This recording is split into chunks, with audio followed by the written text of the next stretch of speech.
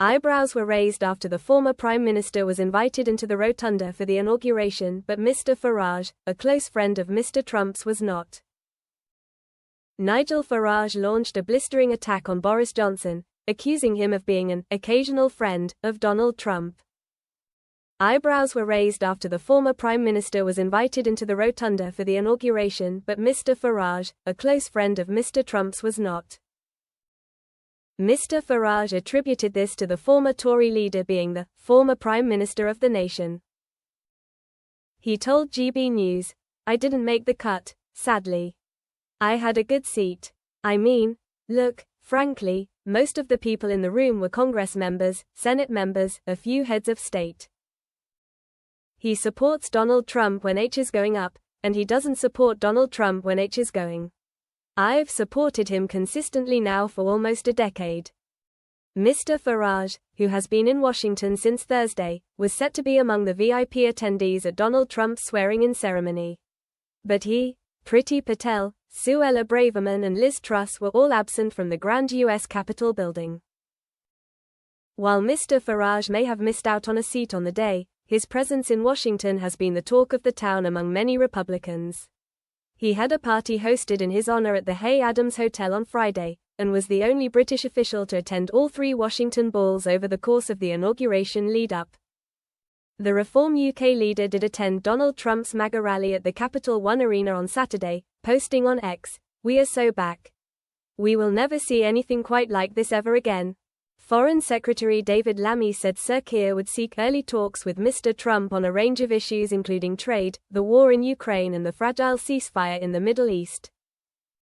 Mr. Lammy is one of a series of high-profile Labour figures who have expressed trenchant opinions about Mr. Trump in the past, calling him a racist and KKK, neo-Nazi sympathizer.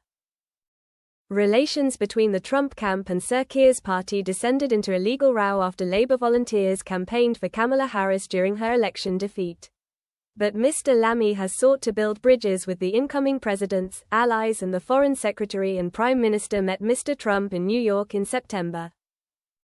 The Foreign Secretary described Mr. Trump as a revisionist actor who wants to change the rules of the game. Prime ministers have historically not attended the inauguration of a new president, but have sought to be early visitors to the White House. Mr. Lammy said, "I think that when you look at past prime ministers, it's taken between a week or up to a month to come to Washington. The importance is the strength of the relationship and the serious discussions that we have. In the end, we have war in Europe, we have a ceasefire in the Middle East, but it's incredibly fragile, and there are important malign actors like Iran that we've got to discuss with the United States and, of course, our growing trade relations with the United States. So, lots to discuss, and I'm very confident that Keir Starmer will be discussing this with Donald Trump within the next few weeks." Following speculation that Labour grandee Lord Mandelson's diplomatic appointment could be blocked by the US, Mr. Lammy said he is the right man for this moment with experience as a former business secretary and European Union trade chief. H is looking forward to presenting his credentials to Donald Trump, Mr. Lammy said. And despite opposition within the Trump camp to the Chagos Islands deal, Mr. Lammy said he was confident that the intelligence and military agencies in the US would persuade the new president it was a good agreement.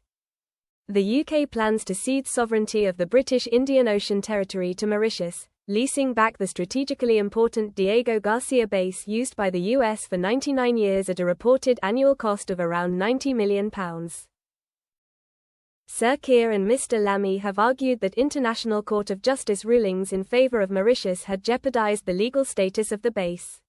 But allies of Mr. Trump, including his pick as Secretary of State Marco Rubio, have voiced concerns this could allow Chinese influence to increase on the islands around the base.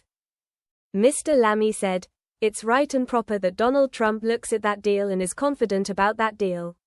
But I would say that this has been through an interagency process in the United States, and I suspect he will come to the same conclusions as the last administration." The Foreign Secretary said Mr. Trump believed in the US being strong and powerful, but he was not a man who, in any sense, is a warmonger.